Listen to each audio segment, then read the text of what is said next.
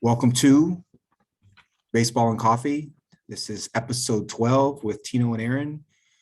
Today, we're going to talk a little bit about the trades and injuries and all the things that have happened over the last couple of days in Major League Baseball. It's kind of an earthquake shaking up the landscape as far as both real life baseball and fantasy. How's it going, Aaron? It's good. It's a good morning. It's interesting to me the trades have been as significant, if not more so, than the signings, and that's kind of fun. Very fun. And not even the trades that we necessarily were expecting. Like certainly the A's we did expect, but there was talk the Rays might be trading.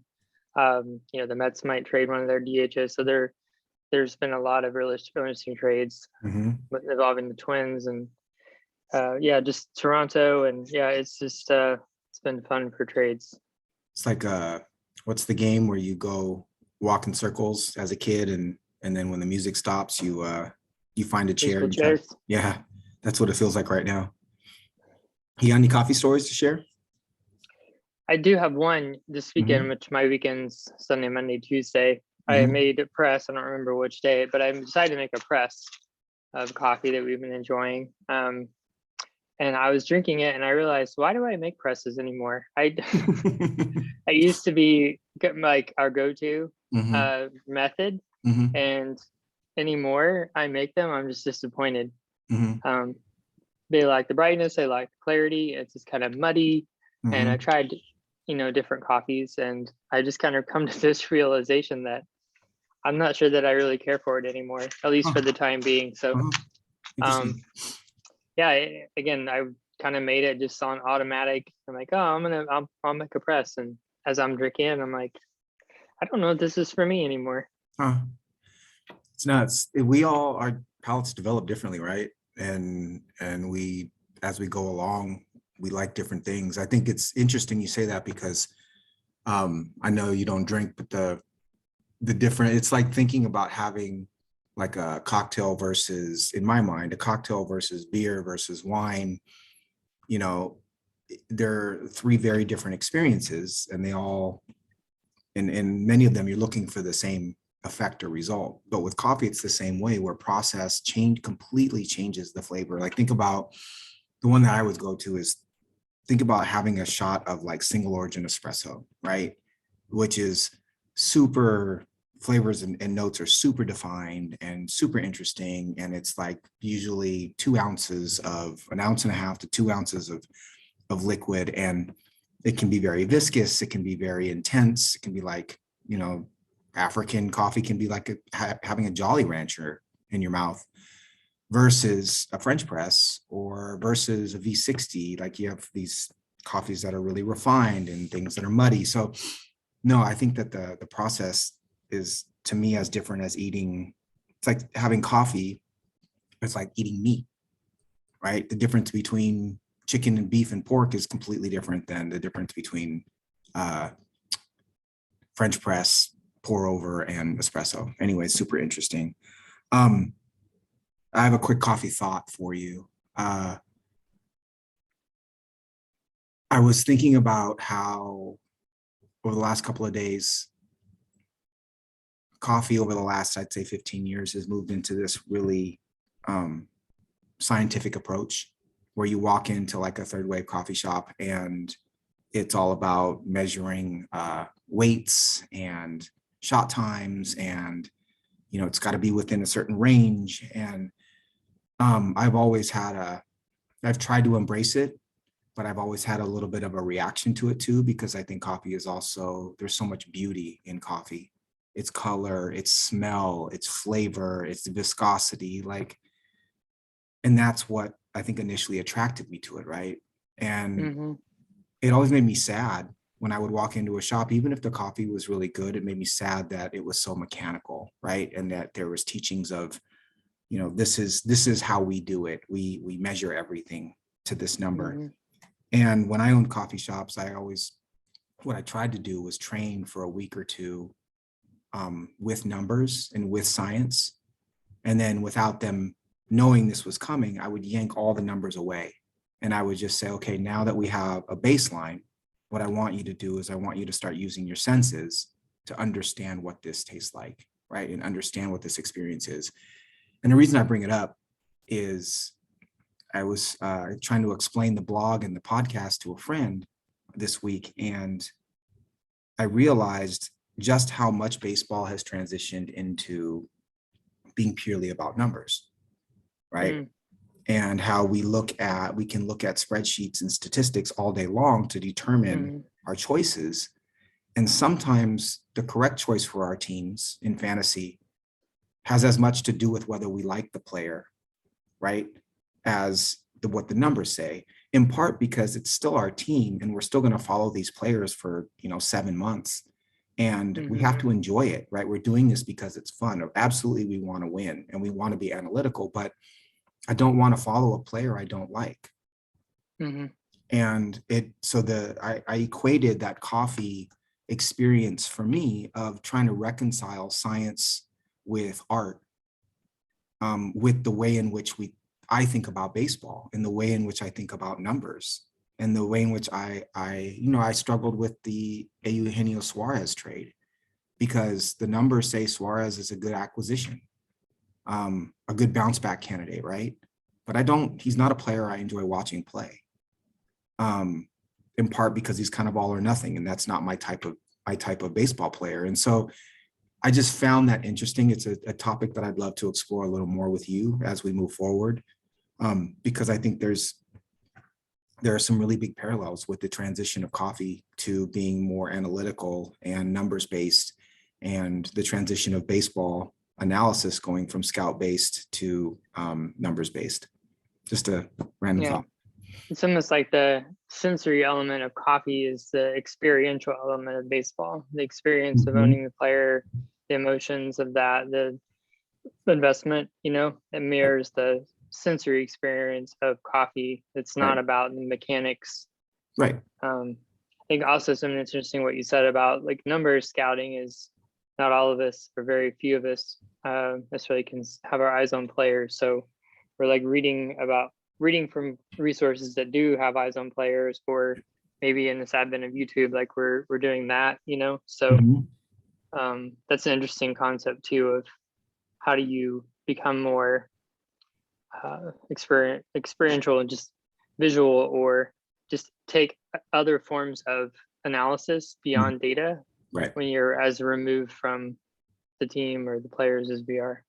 It's the way I've started incorporating much more film work with minor league players, because we have, in terms of my ability to assess their talent, because we don't have a lot of StatCast data, right? We don't have the stats that we rely upon with major league players to understand their performance. We don't have that with minor leaguers. And so we have to be able to get eyes on them somehow. The other difficulty for me is, if I'm thinking critically about the video that I'm watching, why is it that this particular video is the one that's being presented or shown, right? Who's presenting that video? Is it in the player or the team's best interest to show George Kirby? There's a bunch of posts about George Kirby over the last couple of days in Mariners camp, and he's striking out Julio Rodriguez and he's throwing 99, but the Mariners are the ones posting it. So they're not going to post him, throwing the ball to the backstop, or, throwing 56 mile an hour or 56-foot curveballs. They're going to show him striking people out. So anyways, I think it is interesting. I have another Joy of Baseball thing that I'll share with you real quick before we start our trade discussion. I had to go to Target to get a few things, and I walked down the aisle and there were baseball cards on the shelf. And I literally had them in my hand. I almost bought them. Oh, you did? But you didn't buy them? I did not buy them. It was $9. There was 67 cards in the pack. And I started just like wondering, like, who's in the box? Who would I get? Right. And just having this like kid-like experience. Right. And then rationality kicked in. I'm like, what am I going to do with these cards? I have nothing to put them in. They're just going to sit somewhere. Right. That's funny. Rationality set in and I put them back on the shelf, but I almost bought them and I thought about going back and buying them, but there's something really special about, I know about that experience. It's a high. I got So I got one of those for Christmas. Someone gave me one of those like cellophane packs of somebody's random common cards that they put into like 100 count, and they were selling them at like the local secondhand store, right? And the person that gave me the gift was so excited to give them to me because I love sports. And of course, it's like a bunch of just shitty players, right? And it was football, basketball, and baseball cards all mixed into one. But there was still, as I was looking at them, there was still this thought of like, what if there's like a Griffey Upper Deck in here, right? Or what if there's like an Eric Davis 87 Fleer that's just a favorite card of mine? Or what if there's like I started remembering all the cards that I was looking for as a kid. And then it brought me to, this is like when Costco, I think, first started. I don't know what Costco's like inception year was, but I remember begging my mother, because we didn't have much money, and I remember begging my mother to buy me a box of baseball cards from Costco. It was like that was like the epitome of living as a kid, was to get an actual like a box. It wasn't like one pack from the store. It was like, I want to rip through, I think it was 36 packs, I think, that came in a box. Anyways, it's a different kind of high that I think you're referring to in opening a pack of cards. You got to go back and get it. I might go back. You know what? Here, how about this? Go back. I might get a rookie Julio card. I know some guy I could give it to. Stop. Go back and get it, and then open it on the pod on Sunday, and we can go through it together. Friday's payday. I just might do that. Awesome. I love it. Cool. That's funny. So the first trade on the list of trades and transactions and health questions to cover is the Matt Olson trade. So the Braves received Matt Olson and then subsequently signed him to a long-term contract. And the Athletics received Christian Pache, Shea Langoliers, Ryan Cusick, and Joey Estes. At first glance, what is your reaction to this trade? I want to caveat everything I'm going to say about some of these trades, and that I feel for fans of these teams. We're going to do fantasy analysis. But for someone, I know we have a couple of A's fans in our league, for example, and like I have to imagine Monday was a pretty hard day for them to watch him walk away from the team. And I just I don't want to minimize that, because when you get attached to players and they go to different teams and their peak of their career, that can be easy. That being said, I just want to acknowledge that some people, this is hard for them, and I just don't want to be crass about my analysis. The return I thought was. Can I offer a counter? Can I offer a quick counter? Please. Yeah, please.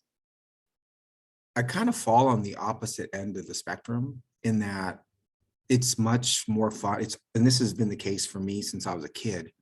It's much more fun for me to root for a team that is building and doesn't have the financial might to go after every star. And so the fact that the Mariners kind of tore it down over the last couple of years and didn't try to sign Richie Sexson, right? And didn't try to sign every Sean Figgins and every bad free agent, and decided they were going to have a philosophy of drafting certain types of pitchers, and they were going to sign hitters in the international market.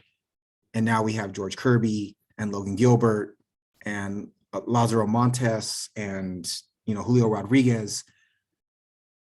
That to me is more fun, and I've always wanted them to do that. And it's not to say I'm lucky in that the Mariners have the option to choose their direction.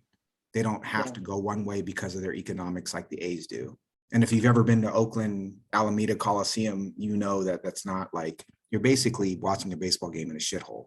Well, literally a couple years ago when their sewers backed up. But I get what you're saying, and I'm glad that my team isn't in that situation. But there is something very romantic about rooting for a team who has had to tear it down and is actually able to compete every year, like the Rays. Yeah. Sorry, go ahead. Or the A's, and Billy Beane and the A's have done this multiple times. They have 3 years up, 2 years down, 3 years up, 2 years down. So yeah, we'll focus on the possibility, and forgive my emotion there. But yeah, I thought the return was quite good. I mean, I think part of that, what we see is players that have more life on their existing contract demand more. He had 2 years left, and as you said, they ended up writing a new contract for him, so that didn't come into play. Example like Chris Bassett we're going to talk about is in the last year of his deal, so the return was much less robust as an example. But yeah, I mean, Pache has been a little bit of a disappointment from a fantasy perspective, but from a baseball perspective, he has, plus speed. He's a really good defender. That's a huge outfield out there. He could really make a difference for them. Langeliers is a plus defensive catcher from everything that I have read. I've also read that his intangibles with pitchers and things like that are really off the charts. So you look at up the middle defense and what that means in MLB, again, thinking outside of fantasy, I think 2 up the middle pieces like that. And then Ryan Cusick also seemed interesting to me. He was a first rounder, so he has pedigree. Fangraphs have him at a 45 future value, 70 grade fastball and a 60 grade slider, and he throws what they call a slurve. It's a curveball slider mix, but so it looks like he's working on an off pitch, but can hit 100, sets 95, 96 from the right side. So yeah, that seems like, and the thing from the Braves side, they didn't give up Michael Harris, who's I think they're probably a best all around outfield prospect, but yeah, I thought it was a good return. It's hard to replace what the production they got from Matt Olson in the middle of the lineup. And then I think in turn what Alex, I'm not going to try to say the last name out of respect to the man because I'll botch it, but it's Alex A, and it's a long last name. Anthopoulos. Anthopoulos. Okay. Yeah, I read a story on The Athletic, and they read some fantastic stories just about like that 24-hour period. And he basically had called Matt and said, I'm going to be calling your agent and we would love to work you on an extension. And he did. He called his agent. So listen, we're going to be really assertive. We're going to make you a great offer, and we really want to get this done. And we want to have it done by the time we announce this deal. And yeah, it was just interesting to hear like their commitment to him, and also just how quickly he was able to turn the page. He basically decided Sunday, the writing was on the wall that Freeman was not going to work out, that he immediately turned to the next first baseman on his list, and that was Matt Olson. And just that sort of the ability to turn the page so quickly and get something done, and to be honest, and but also very calculating in his maneuvers. I mean, you look at what he did. He ended up getting Matt Olson through his age 36 season, and no longer beyond that. And it's from his age 30 to 36, he's going to pay him $22 million a year. Right. So for his peak years, he's getting him at a really great value. I mean, in his first years. He definitely gave him, I think, 2 or 3 years more in exchange for a lower average annual value, AAV. And Olson is a local boy, right? He's from Atlanta, which is, I think, softens the blow with Freeman. But you also have to ask the question, like, well, I appreciate Anthopoulos because he wasn't attached emotionally to Freeman in the way that maybe the Braves fans were. But I definitely think that there's some making up to do as far as making the decision to let Freeman go, given he was a franchise icon that helped them win a World Series, right? Excuse me. So from a fantasy perspective, I don't see anybody on the A's on that list of those 4 pitchers with the A, or 4 players with the A's, that are any players that I'd be having any real interest in, at least as of right now. I think if Cusick and Estes, as we see them develop, there'll be players to keep an eye on, and obviously pitchers in Oakland you can really benefit from a fantasy perspective getting pitchers in Oakland because it's so difficult to hit there as it is in Seattle. But Pache is as you said, is a major league player whose value is wrapped up a lot in his defense, and Langeliers is in terms of his defense and his ability to handle pitching. So from a fantasy perspective, there's nothing really of interest for me with Oakland's haul. From a baseball perspective, a real life baseball perspective, I think they did really, really well. The other element here to talk about a little bit is the acquisition of Pache allows the A's to trade Ramon Laureano somewhere else, which in theory should give his fantasy value a little bit of a bump. Laureano is out for a number of games from a suspension from last year. but is a player who I think has, we talked about, I think in outfield 3, has some 2020 potential. So keep an eye on Laureano and where he ends up. Where do you think Freeman's going? Do you have a thought on Freeman? Oh, you're jumping down on my list here. You Little had that bit. lower on the agenda. A little bit.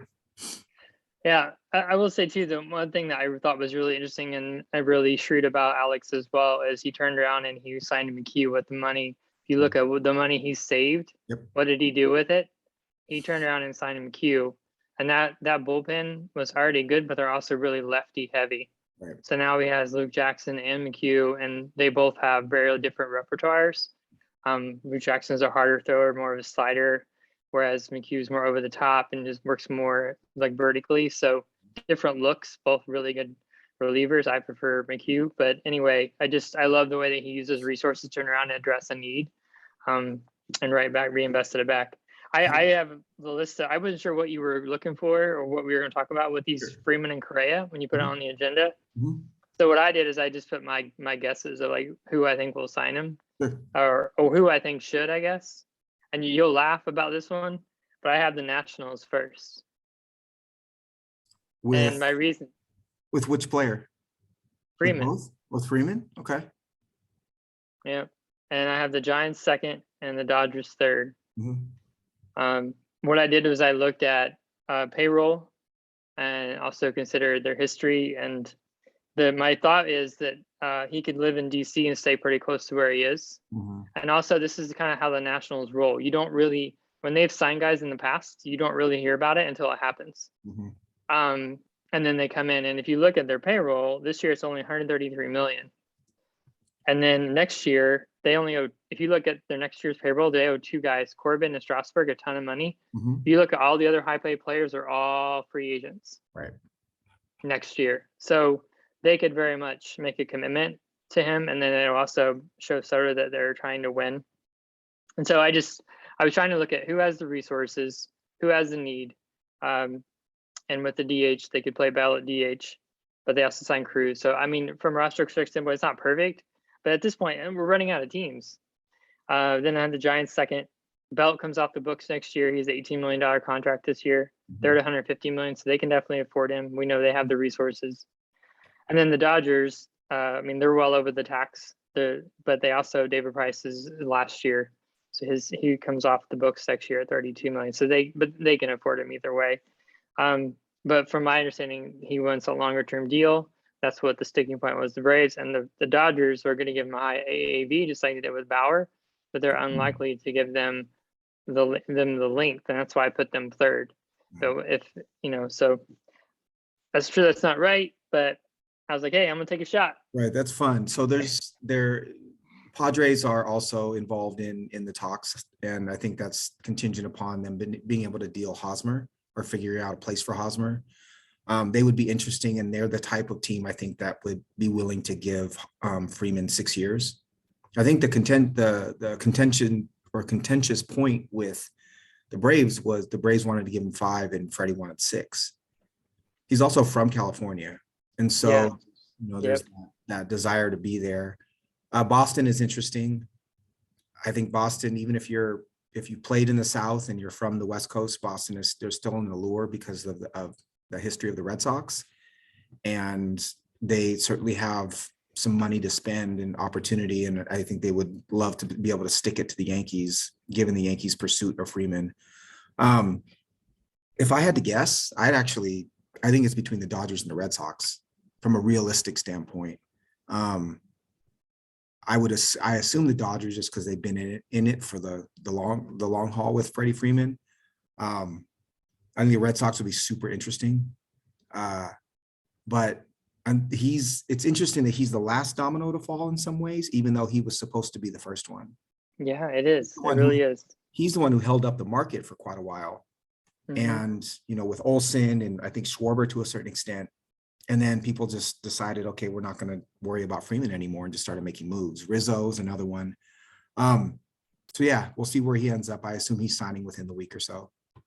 Yeah, I almost put Giants, Padres, Dodgers, mm-hmm. because the California guy and those teams all have the ability to take him on from a roster construction standpoint. the Padres are so close to the tax, and that was why I didn't put Boston on the list. Is they're like, I don't think they want to go over. At least that's what they've said, and they would have to go well over.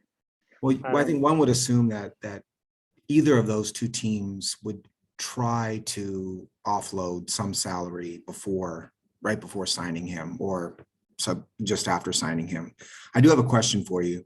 Colin McHugh is a favorite of both of ours. He's put up some really good stats over the last couple of years.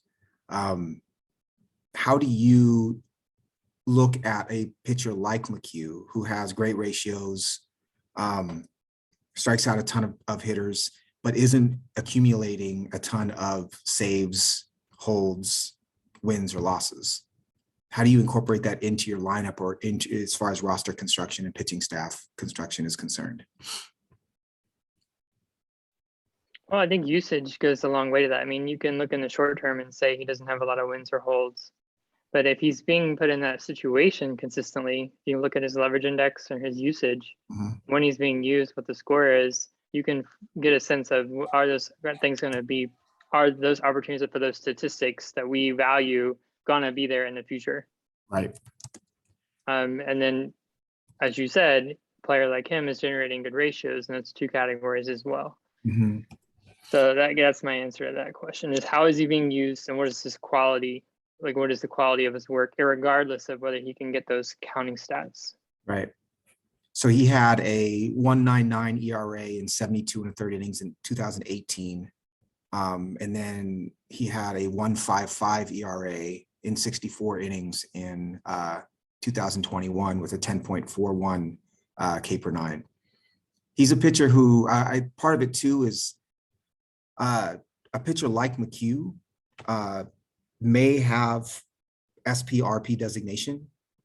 And so some of those bulk inning pitchers that have SPRP designation, you're allowed to place them in a starting role on your team, and you can accumulate good ratio stats, some strikeouts, and then potentially some holds when you're able to add that pitcher. And it gives you an advantage, especially in our league, which is head to head, because you have 6 relievers going each week instead of 5, if you can find a player like that. Historically, there's been a kind of an arms race trying to find the best SPRP designation pitcher. And I don't think McHugh falls in that spot anymore. Actually, he might, because he started 7 games last year as an opener. So I guess the next question is, how do you value a pitcher like that, right? Because there's usually only a couple of them that are worth pursuing who have that designation. In our draft, where we keep 15, where would you take a pitcher like McHugh? Or would you consider even keeping a pitcher like that? I don't think that I would. So he had 12 holds in 18. He had 6 holds last year. He had How many strikeouts did he have? 74. And then in 18, he had 94. So say he gives you 80 strikeouts and 6 to 8 holds and a great ERA and a great whip. And you can place him in a slot that adding a 6th pitcher versus 5 pitchers every week. Yeah, as much as that appeals to me, I don't think I could do it with 15 keeper spots. I mean, depending on what my team looked like, of course, but I would say no 9 times out of 10. I think I would jump on a pitcher I would jump on McHugh in our draft as an example the minute I had my starting offense in place, and somewhere between 4 and 5 starters and my closers. So even before setup men who get holds, I think I would look at a pitcher like McHugh, because there's so many setup guys to pick that have very similar statistics, but there's not a ton that have that SPRP designation. But it's interesting to think about a pitcher. Yeah. Not to go down the Colin McHugh rabbit hole. All right, so you already did. Sorry. So the one that is this trade. All right, you ready for this? Because I don't have an hour. Can you be brief? With the Winker trade? Yeah, I can be brief. Yes. So if you want more analysis, go to my blog. Exactly, yeah. I did a whole write-up on the Winker trade, which I was not stunned that the Mariners made it, but I was, as a fan, really excited that we're taking this type of approach now, as opposed to, previous Mariners regimes that went after players like Richie Sexson. So the Mariners traded away Brandon Williamson, Justin Dunn, and Jake Fraley, and then a player to be named later, or cash, for Jesse Winker and Eugenio Suarez. My initial reaction was that a player like Winker is who destroys right-handed pitching. He had an OPS versus righties over 1.00 last year. Is exactly the kind of player that I've targeted in fantasy, in dynasty baseball, and in Stratomatic type games for years and years and years, right? He's a star, and he's not considered a star because of his platoon splits, but he really is a star if you look at his production versus right-handers. He's not different type of player, but not all that different than a Kyle Schwarber. And giving up, what is probably our between third and fifth best pitching prospect, who would max out as a number 3 starter, and then a couple of periphery pieces that don't matter too much to the Mariners' future for Winker and Suarez was a huge get. Suarez is going to take over at third, I think, expecting production similar to what Kyle Seager provided last year, which is low 200s batting average, 30 plus home runs, and depending on where he bats, close to 100 RBIs is not unrealistic. We did take on his salary for the next 3 years with the club option for a fourth at $11 million a year, $15 million as the club option in 25. So that's not a small contract by any means, but if he does provide that kind of 30 home run power, maybe even 40 home run power, it's worth it at a corner outfield spot. But I'm excited. It's a win now move. It's a move that didn't touch Kirby Rodriguez or Marte. I think the rest of the Mariners prospects are prospects that I wouldn't really be that upset about if we gave up.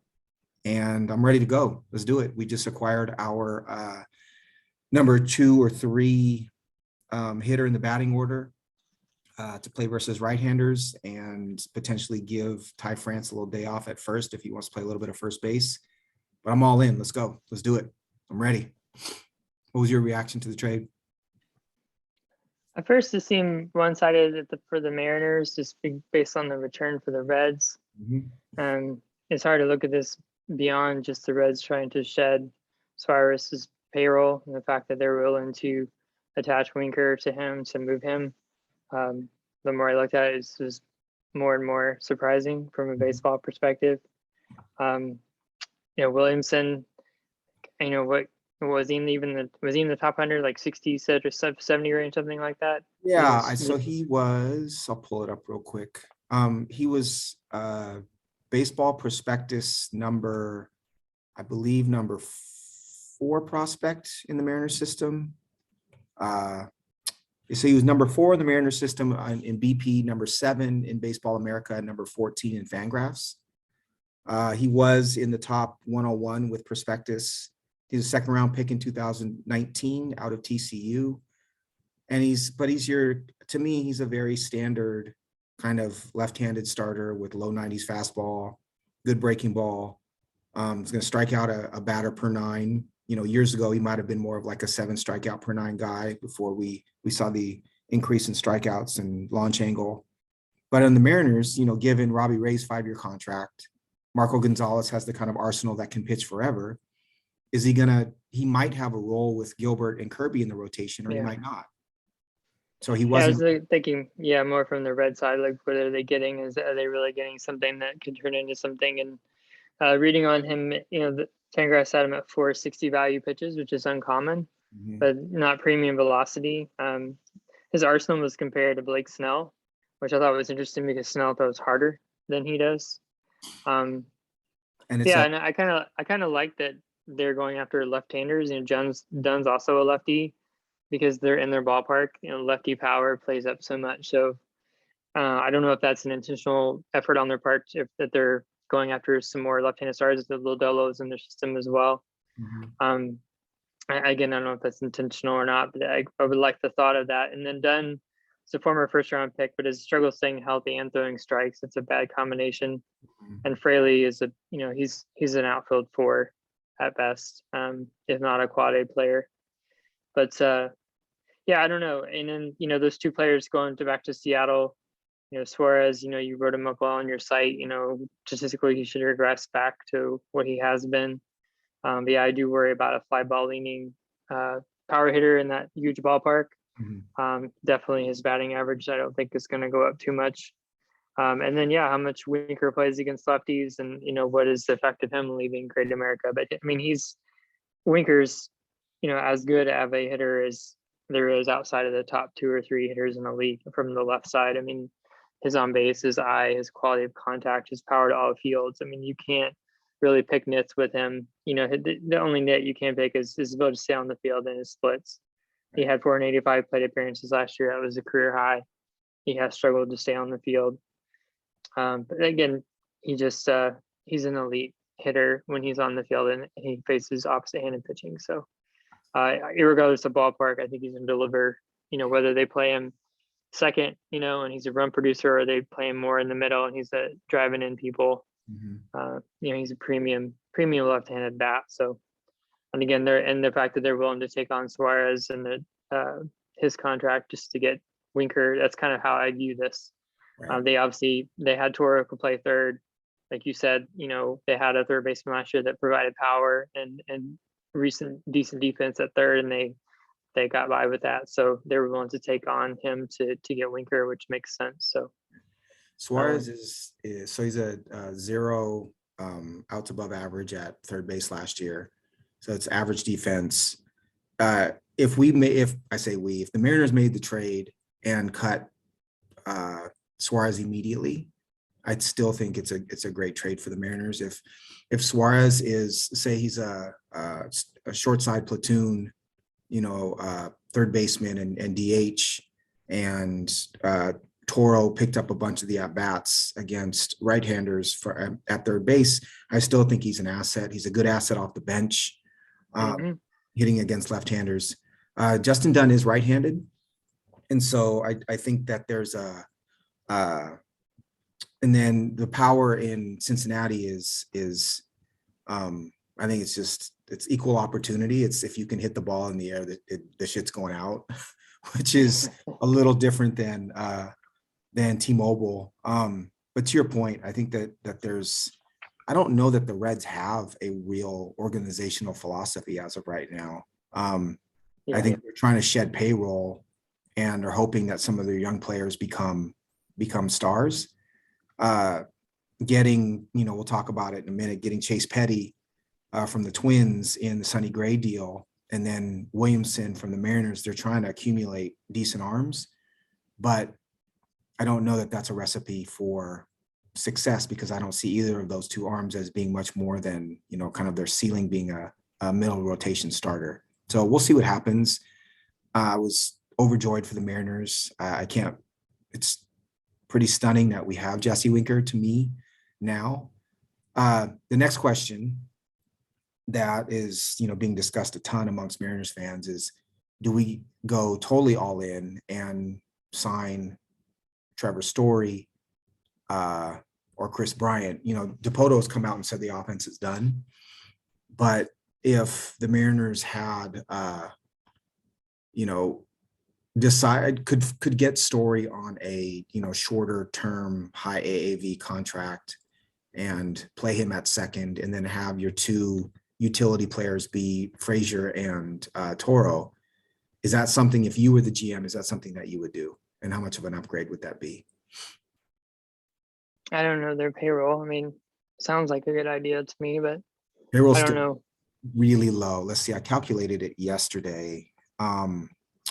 Payroll is, so the Mariners, so they took on 18 million with Winker and Suarez. Winker is arbitration eligible, and Sport Track has him at 7 million for next year. The Mariners currently are just under 90 million, according to Sport Track. And they've been up in the high, like 160, 170 in that range historically, when they signed Beltre and Sexton and those guys, or Sexton and those guys. So they have tons of room. They have tons of room to take on salary if that's something that they want to do.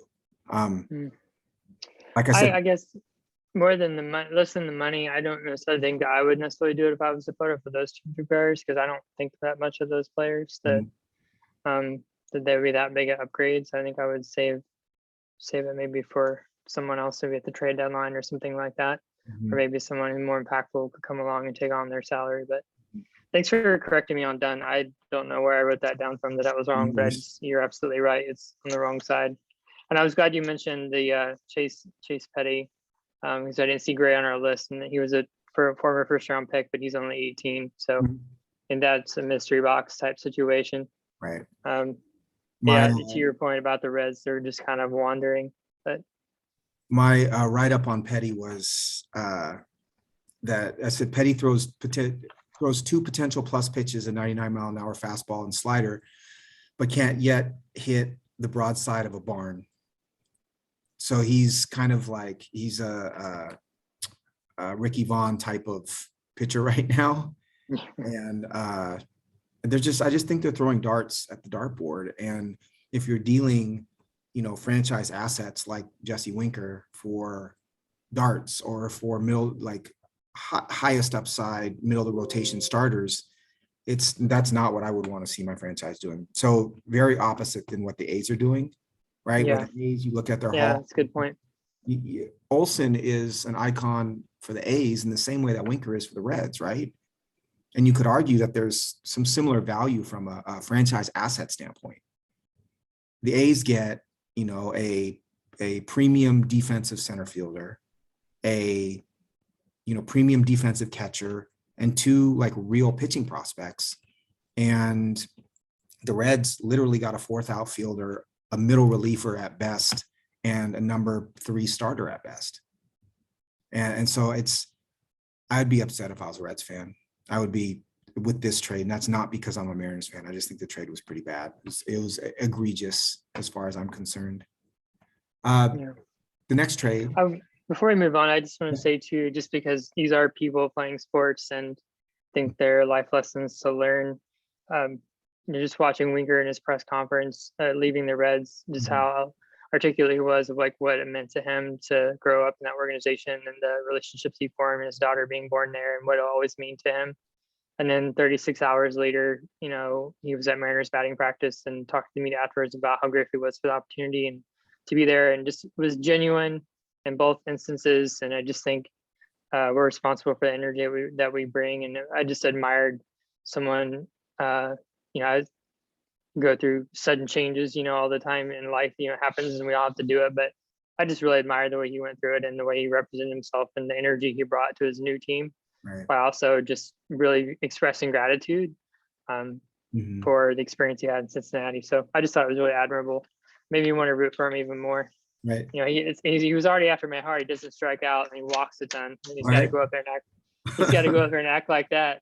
Right. So there's a quick tangential story along those lines. I think that's a really good point to make by you.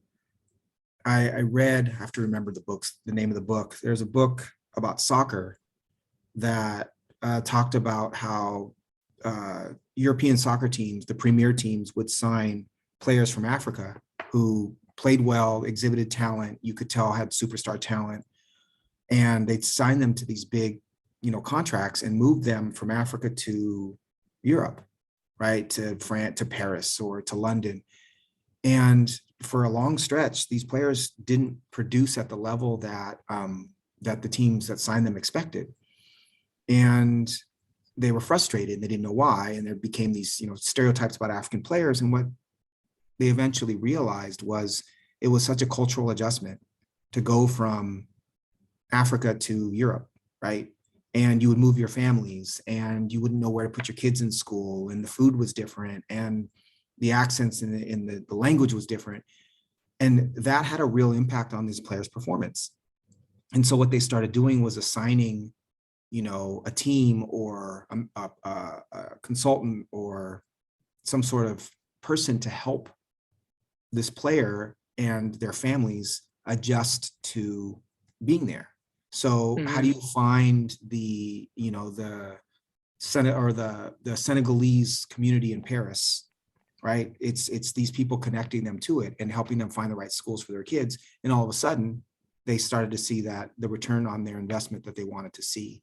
And I think that that's a drastic example. But to your point, understanding that there's a human element to all of this and that there's going to be adjustment, or that someone like Winker, if he has kids, his kids go from going to school in a town like Cincinnati to a town like Seattle. There's a big cultural adjustment for that. And as much as fathers care about their kids, like that's something that you carry with you and you think about if they're struggling. Right. So yeah, I think that element of sports is a really important one to consider. And right now we're talking about Matt Olson going from Oakland to Atlanta and Jesse Winker going from Cincinnati to Seattle, and those are big cultural adjustments. So yeah, it's interesting. It's interesting to think about. Chris Bassett. Yep. So the Bassett trade was Chris Bassett to the New York Mets for JT Ginn and Adam Oller. I don't know much about Oller. I know JT Ginn was a second round pick a couple years ago.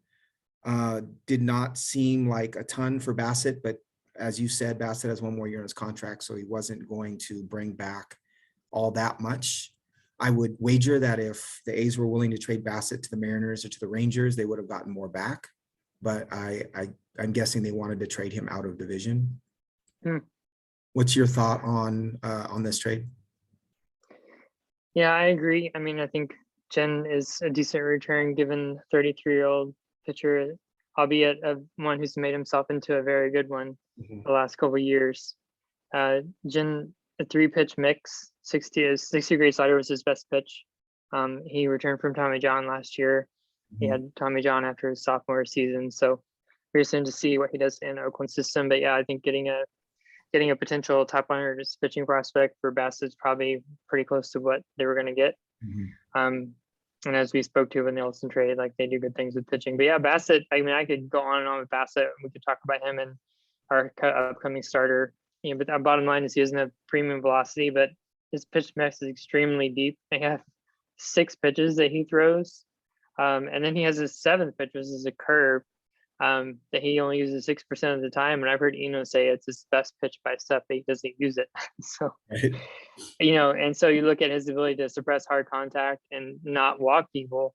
He has 88 percentile on hard contact and 81 percentile on walk rate.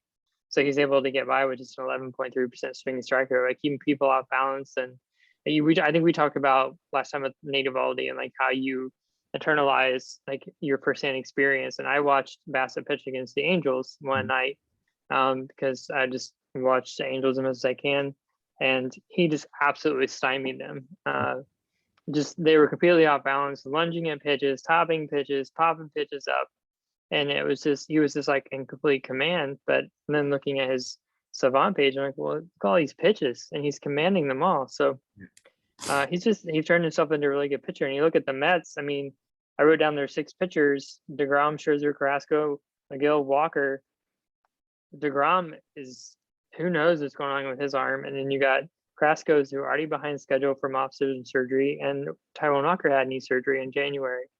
So there's 3 big question marks already in the rotation. So from the Mets side, giving up on a future potential pitching prospect, they're trying to stabilize this team. They're trying to win now because they have 3 pretty big question marks already, and injury concerns in their rotation, and they don't have much behind them.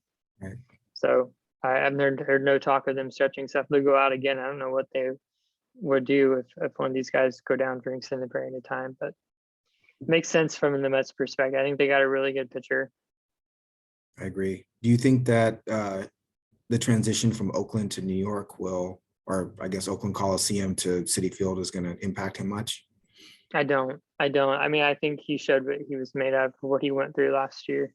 I mean, I don't think he's made some pretty stern stuff. That's my read on it. And from a ballpark perspective, certainly not many ballparks, if any, are as cavernous as Oakland, but the Mets City Field is pretty pitcher, leans pretty heavy to the pitching side. So I don't think there'll be a huge park adjustment, and I think he can handle anything from a social or media standpoint. Right. Personally, And his ground ball rate last year was 41.8%, and his fly ball rate was 38.3. So he's not too heavy one way or another. Like you, I think he's just a really smart pitcher with that's able to use a really wide arsenal to get hitters out. I would expect similar production from him that you got last year. From a fantasy perspective, where do you want to slot him in your rotation? I would love to have him as my fourth. He probably would have to be your third in a redraft, but in Dynasty, if you're able to get him when he was ascending in the A's, because he's gotten progressively better the last 3 years. So I think Patrick has him in our league. Patrick has an eye for pitching, and he usually gets guys. He got Baz before Baz became the thing. He's just good at eyeing guys and getting them. I remember when he picked him up, I was like, "Who's Bassett?" Right. But he's got a good eye. So he's run really low whips so he's been sub 1.2 for the last 3 years. It was 1.06 last year, which is obviously great. The only concern I may have is he had a huge uptick in innings the last 2 full years. 144 innings in 19 and 157.1 last year. And he is getting a little bit older, so I don't know what his injury risk was, or if you can find that. But yeah, he's every pitcher has an injury risk. So yeah, my only pushback on that is he doesn't rely on velocity, so he's not throwing with max effort, so he should be less vulnerable. Right. Forecaster to give him a D for health. So, and then let's look at 10 more seconds. BAS. And his swinging strike was also low. Yeah. 10.1% swinging strike rate last year, which was the highest of his career. And so if you're the type of fantasy manager that likes to have that higher swinging strike rate, that's, I wouldn't call it concerning, but it's definitely something to watch. Yeah. So Chris Bassett's 5-year injuries, he had Tommy John in 2017. And then 2019, lower leg contusion, 21 head injury. So he hasn't had an arm or shoulder issue since 2017. Right. I'm guessing they're giving him a D because of that Tommy John. So he's outside of that window where you could potentially re-injure it. So, but again, I think the velocity he's throwing with, I would be minimally concerned, as you can be with it being a pitcher. Right. So I did a quick fun exercise yesterday, and I'm looking at swinging strike rate for pitchers with over 100 innings last year. And I took these pitchers in groups of 16 because we play in a 16-team league. And I was really just trying to slot like who's an SP1 from a swinging strike perspective, who's an SP2. And what I found was that the top 16 pitchers with over 100 innings last year had a swinging strike rate of 13.4% or higher. And then 17 to 32 was 12.5%. And then 33 to 48 was 11.8%. So it basically went down a full percentage point for every 16 pitchers. And so Bassett with 10.1% swinging strike rate in 2021 would actually fall right in there at about 80, which is an SP5, if you're just taking that stat. So for me, when I'm looking at that, I need to know that all of the other stuff is in line if I'm going to invest in a pitcher who doesn't induce as many swinging strikes as some other pitchers do. Obviously, there are so many other variables that go into determining if a pitcher is effective or not. But it is safe to lean on things like, K rate, K minus BB, and swinging strike rates and whiff percentage to figure out, at least at a rudimentary level, is this a pitcher that has the foundation that I'm looking for? But to me, that Yeah. was a fun exercise to be able to break Yeah. And swing. when you shared that, it was just remarkable how linear and delineated and even it was as you went down. It was really something. Right. But it predicates, like why we study swinging strike rate and why that is so important. And strikeouts and walks. And Right. so So interesting. that was, oh, I guess we can go over the Chapman trade that happened this morning as well, if you're into that. Yeah. So Matt, Yeah, real quick. I don't know what the return was. I just saw the headline. So, I mean, I can speak to Chapman on the Toronto, but I don't know the return. I'll pull it up real quick if you want to talk about what you think it's going to happen to Chapman's fantasy value in Toronto. I don't think it's going to be that much different. I'm not, I like Matt Chapman. We talked about in the third baseman preview. I have a soft spot for him. But I'm just not sure that he's going to be much more than a Gold Glove, even of Suarez at this point. I mean, the way he plays defense, he's always going to be nicked up. Right. He's on turf now, which is something else to consider, right? So he was traded for Gunnar Hoglund, Kevin Smith, Zach Logue, and Kirby Sneed. The two prospects there that were ranked in the top 10, according to BP, was, I think Hoglund was 7 and Smith was 8, if I'm not mistaken. Gunnar Hoglund would have gone higher in the draft a couple years ago if he hadn't had Tommy John surgery leading into that draft. Kevin Smith has been kind of an up and down infield prospect. So the return is not guaranteed. Oh, excuse me. Hoglund was 5 according to BP and Kevin Smith was 7. I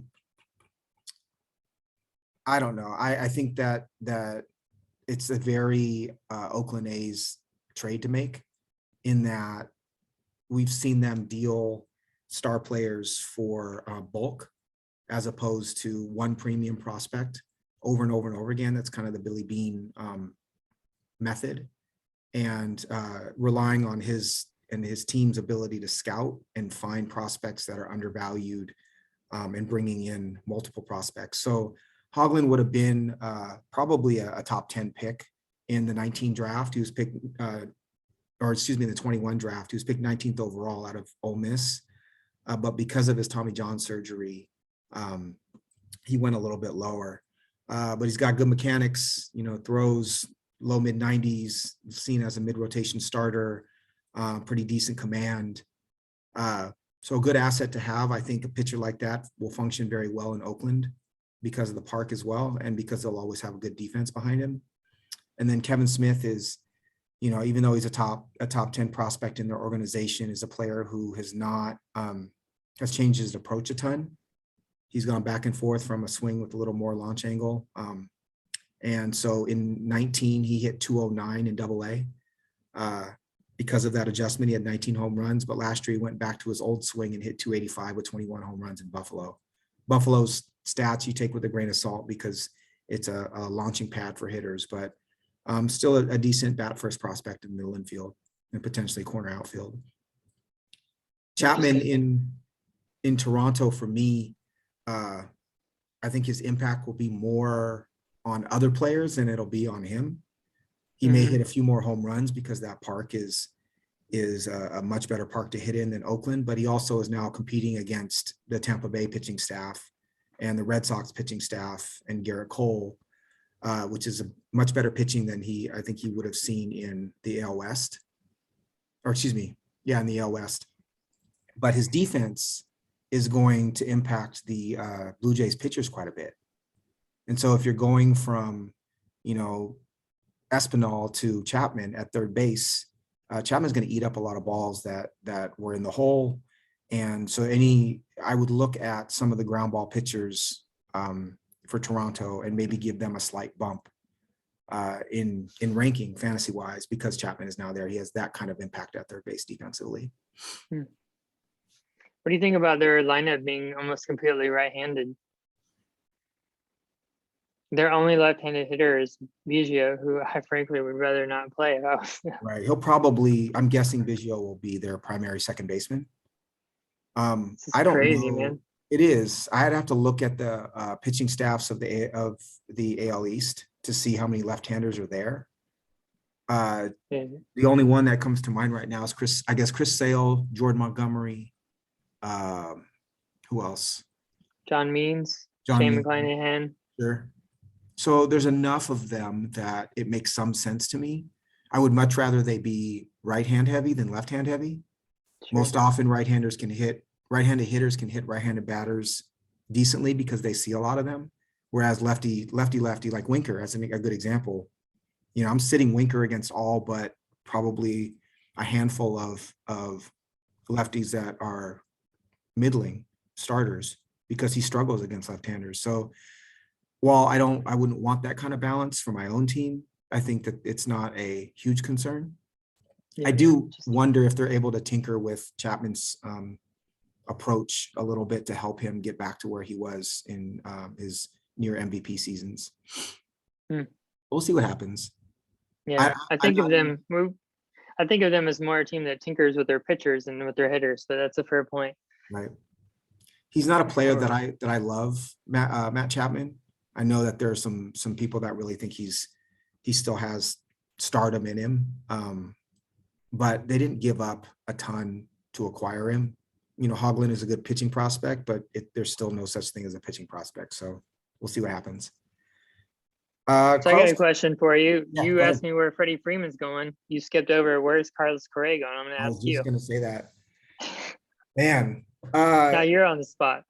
I don't know. So last couple of days, they've said that Houston is jumping back in very seriously, that there was a buzz in camp when news broke that they were considering kind of being serious about Correa again.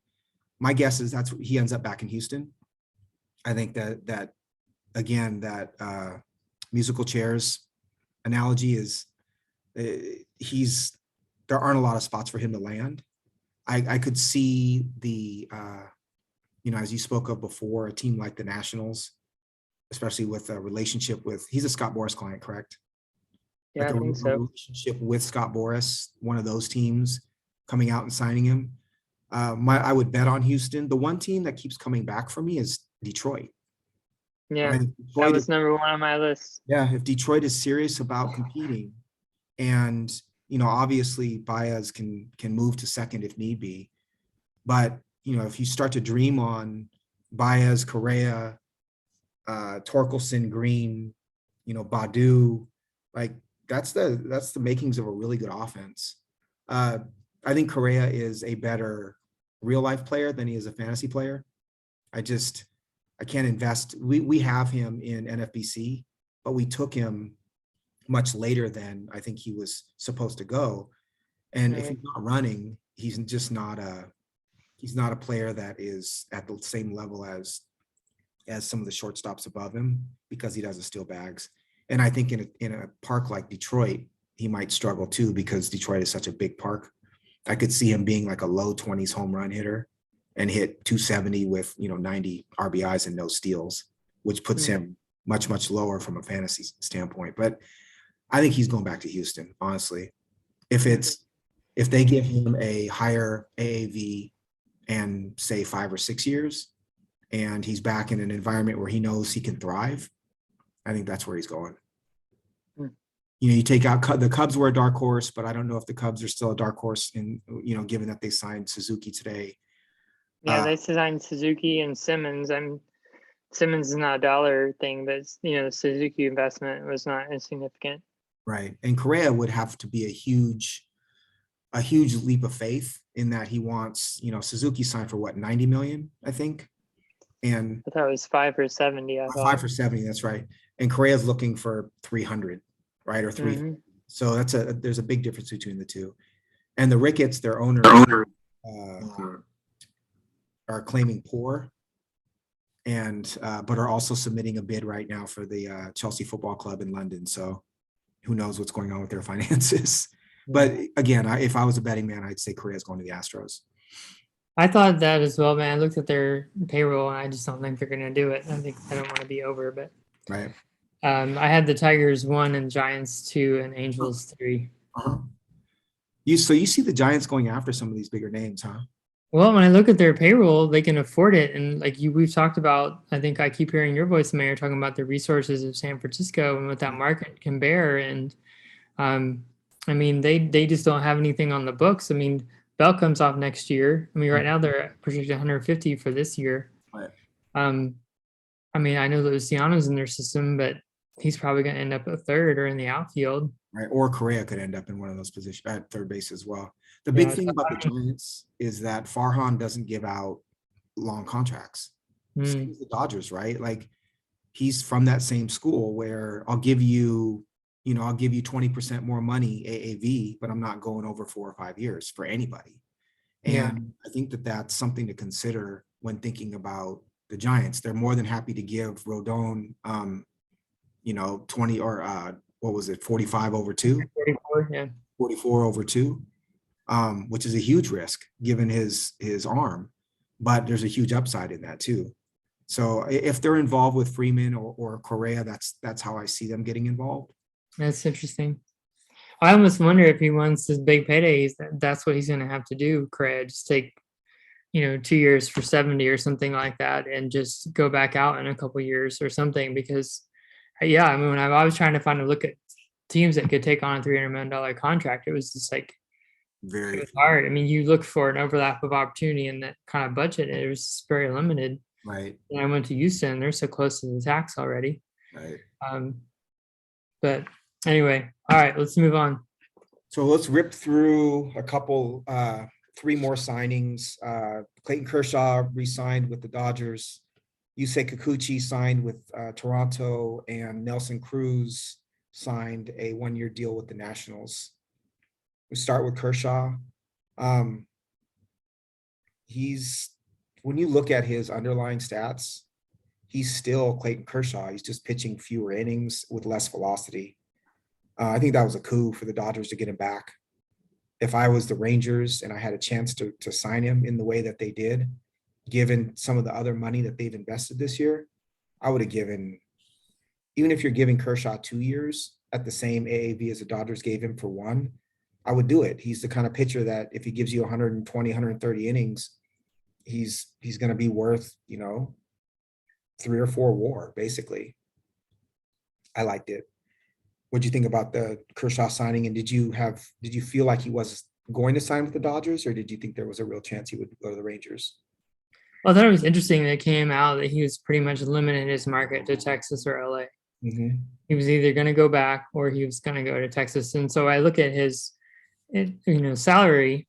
I wonder, is his salary what it was because he limited his market? He didn't really go to the open market, or was it because teams recognized his arm and his elbow injury last year and his back, that they're not going to pay for him to post 200 innings. They're going to pay him for 120, as you said.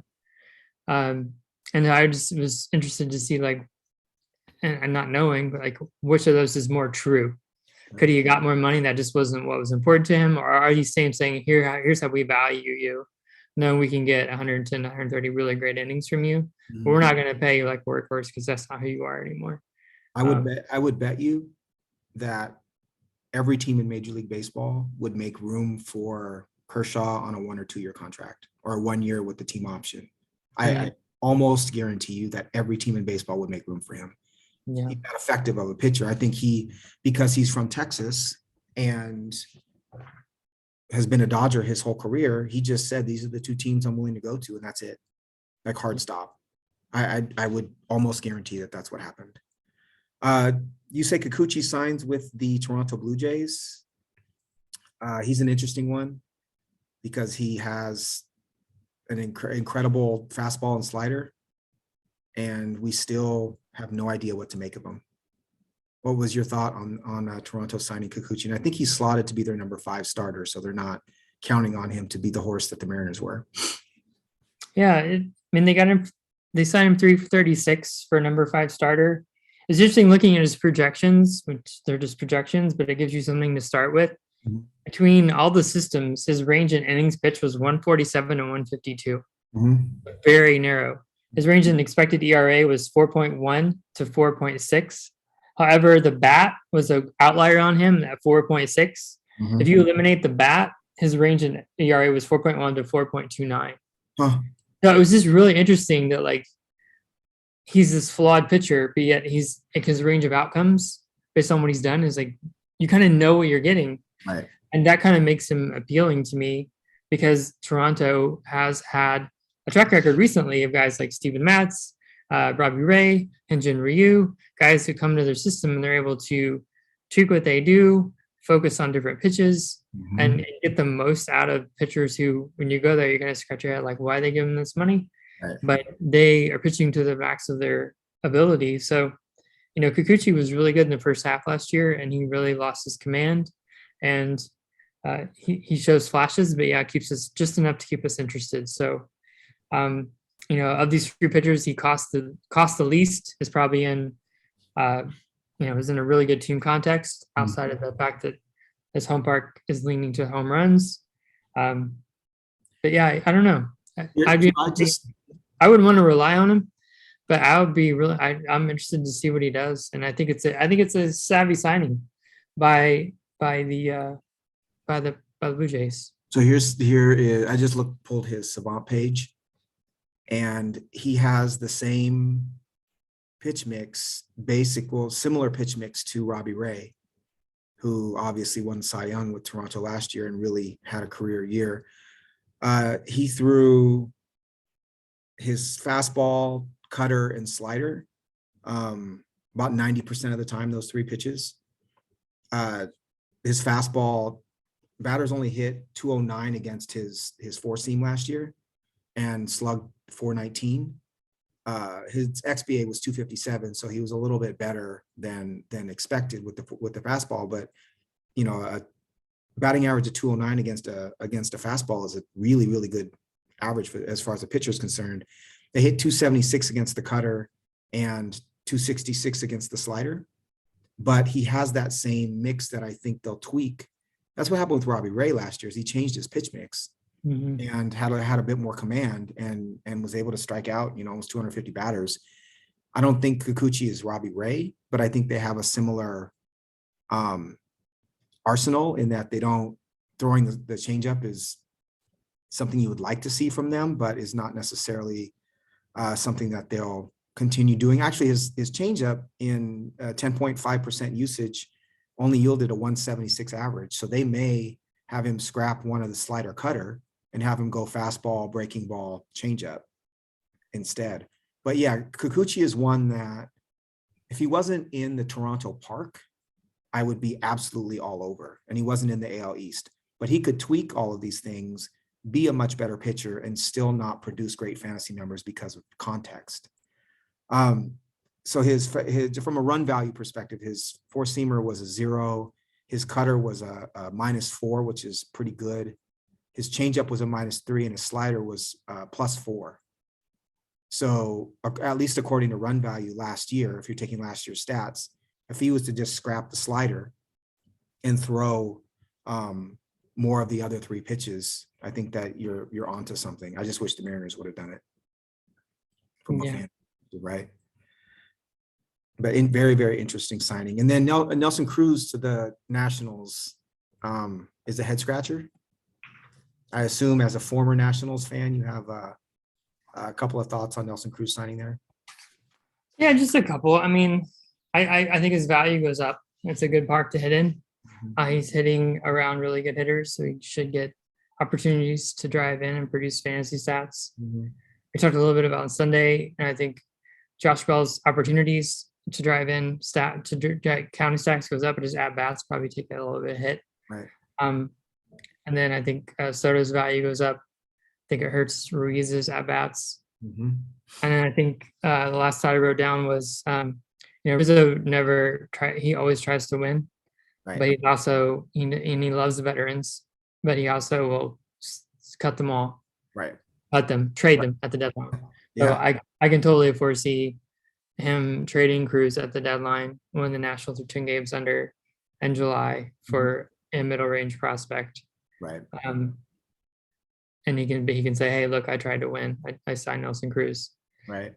So yeah, it makes perfect sense to me in that respect. And again, I think from a fantasy perspective, that's how I see the value shifting. I mean, he's a good hitter, and that's a good part. And he's going to be batting with Juan Soto and Josh Bell, and and they got a couple of decent guys up top of the order. So, that top half of the order will be respectable for sure. He's also a great clubhouse guy, known as one of the top leaders in baseball. And so I do think that there's probably an element of wanting to, maybe this is, wish casting a little bit, but because I don't know if Rizzo thinks this way, but if it was me, bringing him in on a 1-year contract and having him kind of shape the culture of the team a little bit is not a bad decision at all. I like it. If they have money to spend and you're not too worried about, roster construction or winning this year, which it doesn't look like they are based on their pitching, not a bad signing at all. I agree. We're going to take a quick break. We'll be right back. And we're back. I just wanted to tell you, Aaron, that in 367 plate appearances last year, Jesse Winker versus right-handed pitching had a triple slash line of 346, 428, and an OPS of 1.070 and a WRC plus of 178. I'm still celebrating that trade. All right, I'm done with that. On the other side of the spectrum, two of my two cornerstones in our 16-team head-to-head league, Fernando Tatis and Ronald Acuna, had a bit of bad news this week. Tatis broke his wrist in a motorcycle accident and is out for about 3 months. So we're looking at probably a June return. And Ronald Acuna says that he's about 95%, but the doctors are holding him out probably until May. What does this do for you if you're in a redraft in terms of picking these two players? And do you have any advice or therapy recommendations for me as a player who owns both of those players? Well, you just asked me two different questions. For redraft, I wouldn't change my stance on Acuna at all. I think there's a lot of subtext and there's a lot of different messengers of the same information. You have the players saying that he's 95% healthy. You have the doctors have their say. The team is going to have their say. We have a DH now. So I think a lot of this is, I would just push the boat down the river a little bit and just be patient.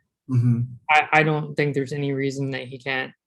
If he's 95% and we're 3 weeks out from the season, to me, I don't think it's out of the possibility he's DHing within a week or two of the start of the season.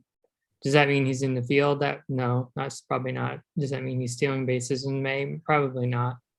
But, and again, what does May mean? Is that May 1? Is that the end of May? So I just think, we all want to know, certainly in the fantasy community, certainly fans of the game want to know when he's going to be back. I just think we're just getting a lot of different messages. But to me, I more than anything, as someone who rosters him in a few places now, and a couple of industry leagues that you and I collaborated on, I was encouraged to hear him say he feels good, regardless of whatever else, the players say, I feel good. And the way he's getting after his rehab, I'm sure he'll close the last 5%. So that's my interpretation of it, and how I feel about it. And again, as a redraft player, I would take the discount and I would gladly take him. And that's how I felt a month ago when I did take him. And that's still how I feel now. Because if Acuna was saying, I don't feel good, something doesn't feel right, I'm still working on. But he's an explosive athlete and he feels good. So, right. So as a thought, so in our league, we start 3 outfielders. And he's someone who I'm not counting on until May. How much do you bump up drafting that 4th outfielder to take? Do you draft any differently knowing that Acuna is not going to be back as soon as you thought?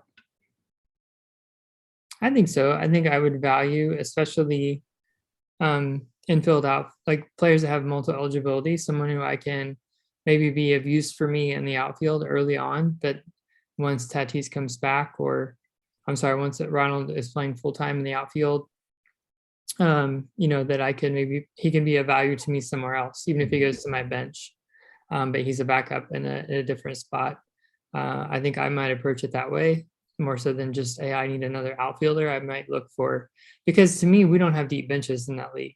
And so if you're just trying to find someone for a limited amount of time and then cut them, maybe limiting yourself. And so maybe look for someone that has some flexibilities where they can help your roster all year, including helping you deal with, his absence early on, if there is one. Right. Or I can hope and pray that Julio starts the season in the big leagues. You could do that as well. Yeah. I think you're spot on. I could see him DHing in late April if he's feeling this good and not stealing bags and not running out grounders and that sort of thing, because he has such an explosive bat, and then working himself back. So I'm not that concerned about Acuna, as heartbreaking as it is that he's not going to start, opening day. The Tatis injury now is a little bit different. I've heard industry experts talking about him going as low as like shortstop 12, 13, 14 now in redrafts. And, kind of in the Dansby Swanson range. And it's too bad, because it's an injury that sounds like it could have been prevented. It is not enough to have me think about trading him in our league where we keep 50% of our players, but it was heartbreaking, right? When I do my projections for my team, he's a huge portion of that. Is Fernando Tatis an injury risk for you moving forward? If you're thinking about him from a dynasty perspective, is he someone that would give you pause? I think it would give me pause. Whether that pause would generate a, not rostering him, I think that's a different point of view. Right. I think it depends on it's not just about him, it's about other pieces you have around them, and what position are you in to absorb, if and when he gets hurt. Right. I just wish he would, again, this is for me from the outside, I just wish he would just say, hey, I know I'm hurt, I'm going to bust my rehab and I'll be back sooner than you think. I wish he wouldn't come out and contradict the team. And right. I don't know who that serves. But I think we just have some maturing to do, as we all do when we're that age. It's interesting because there's a part of me that, like, obviously I think I should hold and just sit and wait for him because he's 23, right? And even if he's stealing 15 bags when he's 28, he's hitting 40 home runs, 45 home runs. What's scary to me is it's a wrist injury, right? And a wrist injury is never good for a baseball hitter. Sure. And so his recovery this year is, I don't expect him to look like Fernando Tatis until 2023 because it's a wrist injury. I don't want to trade him now because his value is, I would be selling so low on Tatis if I was to trade him now. But the other thought that I had was shortstop is so deep from a young player perspective, right? Like you look at the top 10 shortstops in the minors and you rank them, and there's 3 more that you missed that you feel guilty not having on that list. They won't all necessarily stick at short, and none of them are Fernando Tatis, but it is a deep position. And so I don't know, there are so many different, it's kind of a choose your own adventure, right? There are so many different directions you can go if you are an owner of Fernando Tatis in a dynasty league or in a keeper league. But it is heartbreaking. It is definitely heartbreaking to see that happen, because you look at his BAT X and you're nearing 50-50 when you start looking at some of his projections in some of these systems. I think BAT X had him, what was it, 50? One of the numbers. 40 is what you told me. Something like that. Yeah, they were. It was. Review. I thought you said 50-40. I'm gonna look it up right now just to see. I know it's great podcasting to be looking it up on the fly. While you're looking at that, I wanted to pour cold water on your Winker thing when we got back from break, because you're mean to me about my players. So I looked at his expected home runs, and it's no different last year. So I can't. You said it's no different last year? No. 27 at Cincinnati and 26 in Seattle. So awesome. Didn't work out in my favor. It's funny. So Steamer, the new projections from Steamer for Tatis are 392 at-bats, or excuse me, 392 plate appearances, 26 home runs, 65 RBIs, 65 runs, and 15 steals, with an OPS almost at 950. So similar production. They expect him to come back and I think produce in the same way that that he has in the past, just in fewer plate appearances, which is a promising sign. He's also a player that recovers pretty quickly from injury typically. So we'll see. To your point, I hope that he matures enough to get to a place where he's not riding motorcycles anymore and breaking his wrist. And he's a top 5 player to watch as far as excitement goes. And so it's sad to have a player like that not opening with the team. The other injuries to go through or health concerns to go through real quickly here. Just came out this morning that Chris Sale has a rib issue and is not going to be ready for opening day. Were you considering Chris Sale at all in that like low SP1, high SP2 range in a redraft? I'm ashamed to say I was. I don't remember which draft it was. There was a point where I was looking at him and considering him. I pulled up his 5-year injury history: 2018, inflamed left shoulder ×2, 2019, left elbow inflammation, 2020, Tommy John surgery, 2021 recovery from Tommy John. So he's got quite a streak going. Right. So you can't really be surprised. I think this comes with the price, and you just have to decide how much of that you're willing to take on. Right. Well, just watch him pitch, right? Yeah, unfortunate, but I mean, again, his velocity has come down. How could it not after that string of injuries? Mm-hmm. So it's unfortunate, but I don't think you can be surprised. Right. It's part of the I recipe. was shocked that people were considering him in that range, right? He's not the pitcher that he was. I know he had a stretch where he was performing at that level for a couple of starts at the end of last year, but he's not. There's no way I'm investing in a pitcher like that.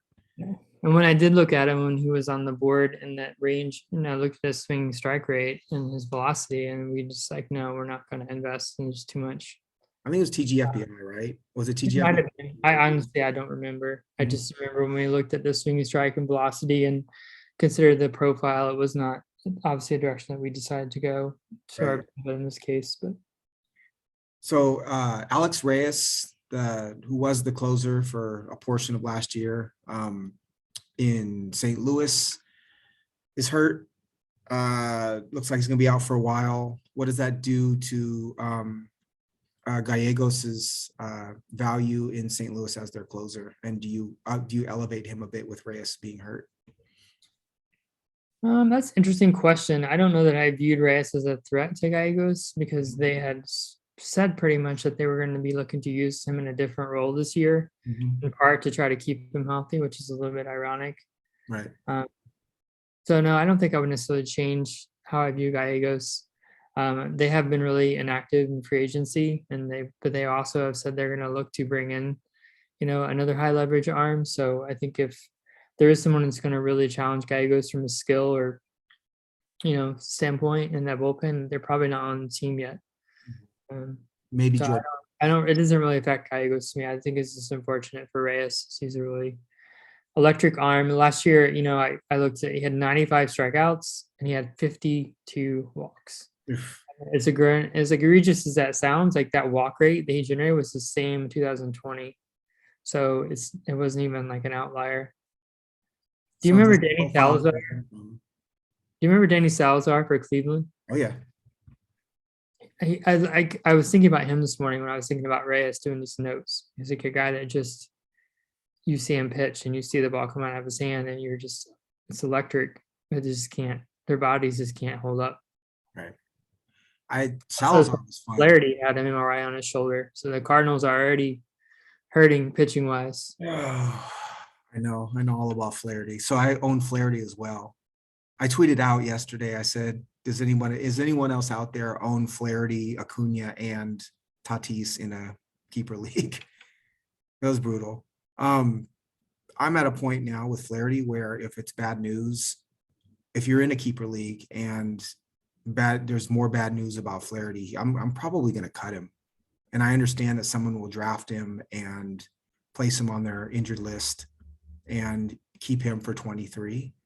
But I can't afford necessarily to have him take up a keeper spot if he's going to be hurt all the time, because even his production when he's healthy is well, while we thought maybe he was an SP1 or had SP1 potential a couple of years ago, he looks more like an SP2 or SP3 in fantasy from a 12 to 15 team league.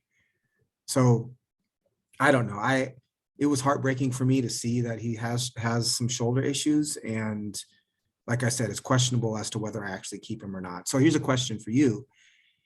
Would you keep a healthy Luis Patino or the potential of Hunter Green? Or I guess I traded Hunter Green, but prior to trading him, Hunter Green or Patino over the health questions of Jack Flaherty?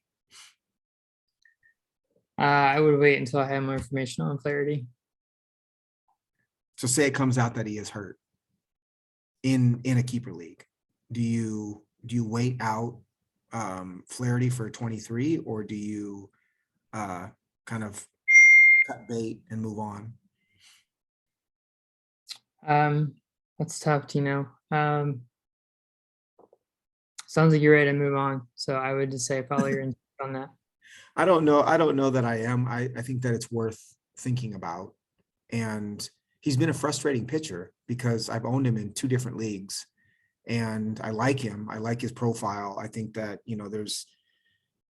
I saw him as a potential SP1 a couple of years ago, and I just don't, at this point in time, he's been hurt enough that he's just taking up a spot at this point in time. So we'll see. But it's always sad to see pitchers who have great stuff and high potential get hurt. Speaking of, Lance McCullers is going to be out for a while. Are you all out on McCullers? Oh yeah. He had some great metrics when he's healthy. Yeah, I mean, he was clear to say I don't have UCL damage, but he has a flexor strain. Flexor strains are an indicator of an elbow problem. Right. And they're clearly directed. And I know that every player is not the same, but in a sense, you can draw some conclusions with these injuries because these guys are doing the same job. They're trying to perform the same task. You look at Zach Allen last year, had the exact same thing. He ended up spending 67 days on the IL last year. And then when he did pitch, he posted a 4.3 ERA. The prior 2 years, when he was healthy, he posted a 2.8 and 2.7 ERA. So he tried to pitch through it. He spent over 60 days on the IL. So to me, I just don't know why you would invest in that. Like, we have IL spots, but so he gets healthy enough to pitch. He's going to pitch below his expectation. Right. I just, from a redraft perspective, I wouldn't invest.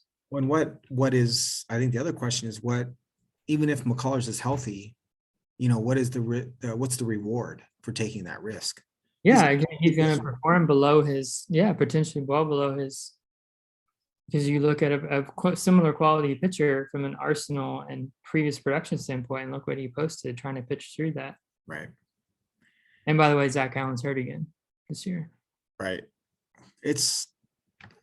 So we've had this rash of or this flood of news of pitchers and hitters being injured, and we didn't know about it because of the lockout. Do you think that these injuries are due to the lockout, or due to, say, bouncing back from a season after the COVID shortened 2020 season? What's the cause of all of these guys coming out being hurt? I think it's that the second thing you said. It's still 2020. So it's 2021 as a result of 2020. There's links in the chain that are connected. And I think it's also just our game's at a point where it needs to evolve. We got to get these guys throwing at less than 100% all the time. Yep, absolutely. That's, and I know the pitch clock's a loaded thing, and I'm a player's first, and the players don't want it. I respect it, but if they had to throw at a higher pace, they wouldn't be able to throw as hard all the time. Right. We've got to get these guys throwing less at their max all the time, right, if we're going to keep them on the field. So that's my answer. I think it's where the game is, and I think we're still feeling 2020. I really do. And in these guys, I get it, not wanting to have surgery. I mean, it makes sense to me. But in terms of if you're a professional athlete, just get it fixed, man. I lost 2 of my favorite pitchers last year, and I held back tears the day they announced I had Tommy John, because I know I'm not going to see him for 2 years. But get it fixed, man. Go in there. One besides May. Glass now. Oh, that's right. That's right. Yeah, I lost two of my best pitchers last year to Mhm, Tommy John. mhm. I gotta wait a long time for them to crack, but when they come back, it's fixed. Right. You know, for as long as it holds up, it's fixed. It's not Hey, up and down and then shoulder and then neck and then because kinesthetically it's all connected. mhm. They start compensating, they change their angle, and then this hurts, and you know, it's all connected. So just get it fixed. If you hurt it, you can just get it fixed. But I feel the same hard, it's about hard. Tatis. I wish Tatis would go take the year off, like take care of the shoulder, take care of the wrist, just rest up. I'll keep him on the DL the entire year. I don't care, right? Of course, I don't want that to be the case. I'll be starting Brandon Crawford at shortstop, who I traded for as a stopgap. But the reality is, if I can count on another like 6 years in his prime of being of no shoulder or a clean shoulder until the next injury, and a wrist that's given a year to heal, that's a much better option as far as I'm concerned. So yeah, I'm 100% with you. The last two positive, I guess Carrasco's not positive now because it came out that he's a little bit behind, but both Carrasco and Mike Clevenger have been declared as pretty much healthy. Yeah. I think Clevenger would be a steal if he actually is healthy, because he was so dominant for a couple of years there in Cleveland. What do you what's your perspective on Clevenger's prospects in San Diego and Carrasco in New York? Typically, command is the last thing to come back when you go through the procedure, and I would worry about that with Clevenger because that was the weakness in his game before. So if I owned him, I would be pretty tepid in the beginning, depending on, you know, obviously how much I'm depending on him. I may or may not have the option to sit him. Mhm. But I also in the second half of the year, like if he wasn't on my team and he was performing poorly, I would be reticent to approach someone and try to get him on the cheap Mhm. because I think his second half will be better than his first. It just takes reps and the command will come back, but it tends to waver in the beginning, especially when they get in competitive situations. So I worry about that with him, especially because that's not his strong suit. Right. Even when he was healthy, you know, his command plus was like a 99, 100, 98. Like he was hovering right around average to tick below average. So I worry about that a little bit with him. Mhm. But I mean, I'm happy he's back on the mound. He's kind of a knucklehead, but I also kind of like him. His current Fantrax ADP is 157.61. That seems awfully high. It does to me too. That means that in our league where we keep 15, he's a kind of a low end keeper, just from an ADP standpoint. There's no way I'm keeping Mike Clevenger if I'm rostering him right now. I just don't know what I'm getting. And then Carrasco, obviously Carrasco is at his peak. He has some great metrics and is a pitcher you could really count on. I don't, given his his health valleys recently, obviously cancer and some of the other stuff he's been dealing with, he's a wait and see for me as well. If I can get him late, much lower than his ADP, then that's fine. I'll take him late and then watch him in spring training and see if he's ready to go, but not a player that I'm going to prioritize. Yeah, he's like a staff filler to me. He's a quality pitcher if you can put in the back end, Right. In our format, maybe if you take an early bullpen blow up and your ratios are a little bit askew and you just are trying to win wins and strikeouts for the week and call back in the matchup, you can put him in, or that kind of situation in the beginning at least. But I mean, he could be a potential like Marco Gonzalez type, where he just accumulates. He may have a 4 ERA, but accumulates strikeout per inning and gives you some quality starts. He's an SP6 in your rotation, SP5, SP6, which is, if you're using that spot for a Carrasco or say a young pitcher that's coming up, who's not necessarily, has as great command, you're much better off going with the Carrasco, as boring as that is, because it's much less likely to, walk 6 and go 2 1/3 innings the way a young pitcher might. More of a known, so not exciting, but it's a known entity. Known commodity. So we're going to end with a player who is an absolute favorite of yours and mine. Kyle Schwarber signs with the Phillies this morning. I've seen some folks talk about not of a player comp, but a personality comp to somewhat to John Kruk, and how the Philadelphia was so drawn to a player like Kruk. I'm super excited to see Schwarber in Philadelphia. We own him in both NFBC and TGFBI. A player that I would look to trade for in my home leagues if I could. I'm in love. Already tried and failed, my friend. Say it again. Already tried and failed. He's just a player that I really enjoy. I really appreciate. Like I said in previous pods, I think he has a much better hit tool than he's given credit for, and he's heading to a park that's going to aid him quite a bit. What was your first reaction to seeing him sign in Philadelphia? I'm pleased for him. After the Cubs non-tendered him, and then Rizzo like dealt him at the break, and then have him go to Boston, and he raked and then got hurt, and so I'm just excited for him that he has a team that committed to him over multiple years, and being a lineup with Bryce Harper and a great park for him. So, and there's a DH now, so he can play some left field and play some DH and give Hoskins a break. So it just seems like a great situation for him. He's an Indiana kid like me, and yeah, I just really like his energy, and of course I love what he does at the plate. So I'm just happy for him, honestly, man. So I just looked up the rolling 3-year park factors on Savant for Citizens Bank versus, or for sorry, I'm going to update it for left-handed hitters. So Citizens Bank Ballpark 2019 to 2021, the park factor was a 105 overall, which is the number 5 hitters park in baseball. And for home runs, it was a 118. So 18% better for a left-handed hitter hitting home runs in Citizens Bank Ballpark over the last 3 years. So Nationals Park was actually a 110, which is where he signed originally last year. But then Boston, which is where he was traded to, was a 91 for home runs for a left-handed hitter last 3 years. So he's going to be in the best park for a lefty. Let's see, Chicago last 3 years was 95. So this is hands down the best park for a left-handed power hitter that he's ever called home. And not that his power has ever been in question. He hit 38 home runs in 19 and 32 last year.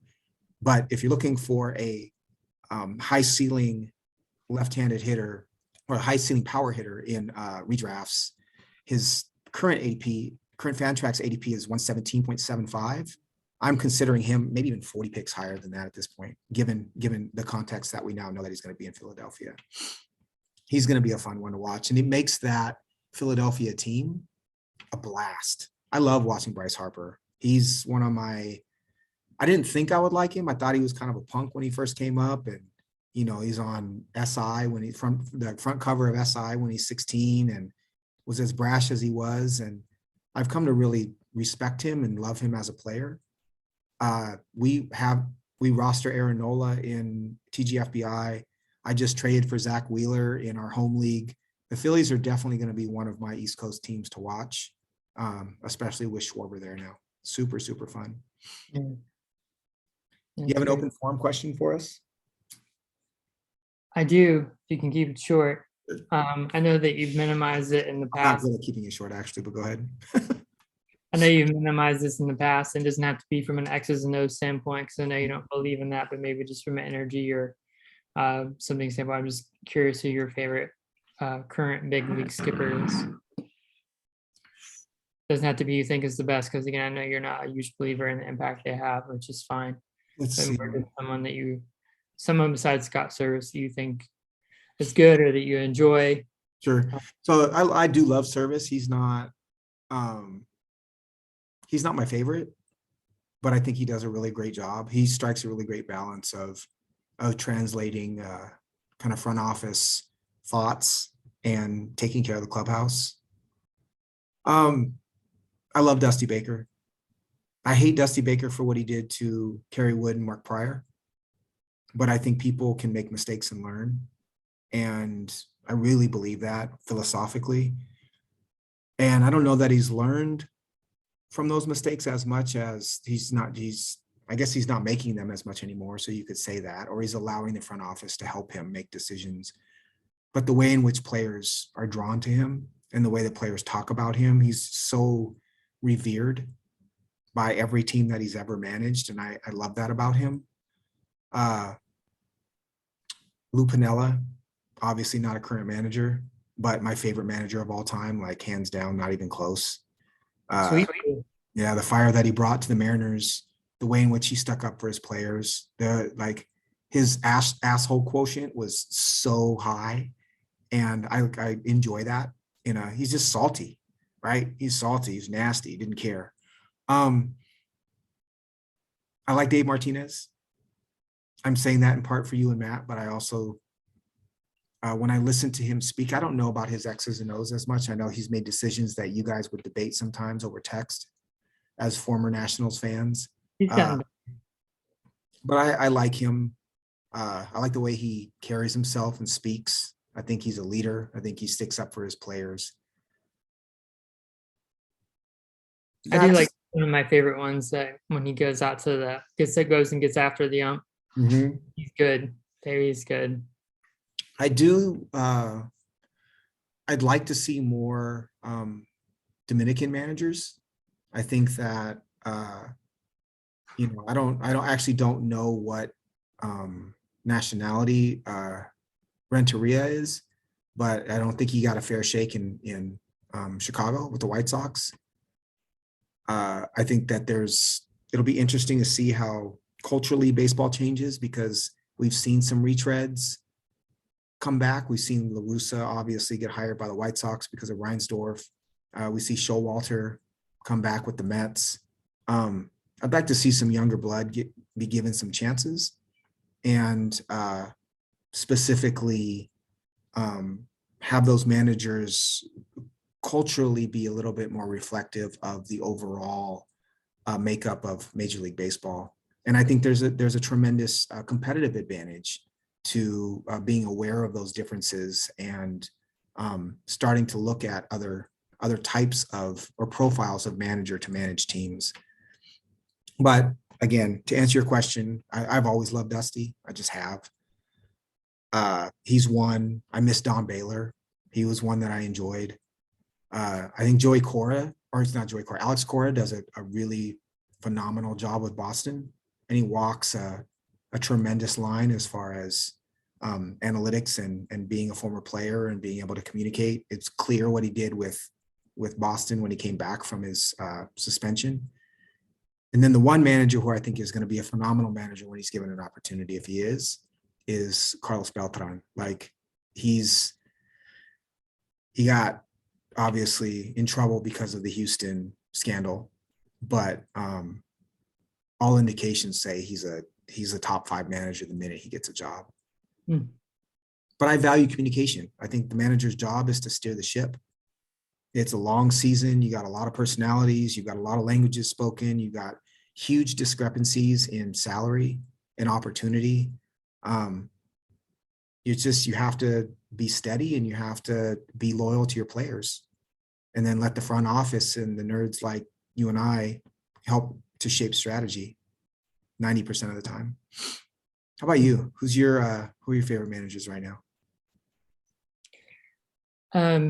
The guy I marvel at is and this is on my mind because I just played a historic season on OTP. Brad Osmus. And Craig Counsell was my leadoff hitter. Yeah. And he was in the game, he was a 70 grade third baseman on defense, 65 second and 50 at short. And he was kind of the player like you and I would like. He had a really high rating for avoid Ks, really high OBP, like league average contact and very little power, but he had like gap power.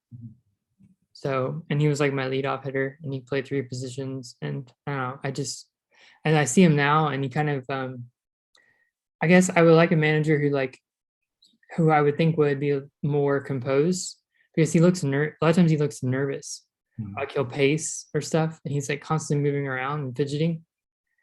And And I know that teams read off the manager, but at the same time, that team, like, I think what I marvel about him is like every time he tries something, it seems to like work. And I just marvel at it. Like whether it's a pinch run or a hit and run, or his team always seems to come up with a play. And I don't know what their analytics looks like in Milwaukee. I really don't. I know that their GM is very good at finding talent maybe that other people don't want. But and so I don't know how much of that data he's been given. Like Kevin Cash, I think it's cool to look at their success, and he's more like calm, cool, and collected in the dugout. But outside, like it's clear that he has tons of data at his disposal. I don't know how much that happens to Council. I marvel when I watch the Brewers. Like every time he pushes a button, it seems to work, and like it's not supposed to work like that. Right. Just like his batting stance. Yeah, Not and supposed so to it just makes me think that behind the scenes, he is building these guys' confidence that everybody knows when they're called upon that they're believed in and they're going to succeed. To your point about communication, and it's like keeping everybody involved, because it seems to me that they use the entire roster almost every game. Almost everyone gets in the game, and they use all their pitchers, and they have a plan for their pitchers. And he goes out and takes the ball when they decide that it's done. But I just again, his demeanor isn't something that I would necessarily be drawn to, but it's just the execution and the seemingly high success rate whenever he pushes a button. It just makes me think that he just must be a really effective leader and communicator, and just keeping all those guys engaged. Well, think about getting Milwaukee's, like the pedigree of their stars. They're all kind of either been cast away by other teams or didn't have a superstar pedigree, right? Like it's wild. Like Yelich was traded, and he wasn't supposed to be a star, but he was traded from Miami. Tellez is not a star, but Tellez was in Toronto for a while and wasn't seen as a very high level prospect. Willie Adames, of course, the batting eye thing in Tampa had a huge impact on him, but he arrived in Milwaukee and all of a sudden was a great shortstop. Lorenzo Cain, Colton Wong. Yeah, Colton Wong, Urias, right? Avisel Garcia had a really great year with Milwaukee. And then obviously their pitchers, right? Woodruff, Burns, Peralta, none of them were Grayson Rodriguez. We didn't talk about any of them as top 10 prospects. Josh Hader they didn't know if he was a starter or reliever in Baltimore, right? And then he ends up in Milwaukee and is the top closer in fantasy, him and Hendricks.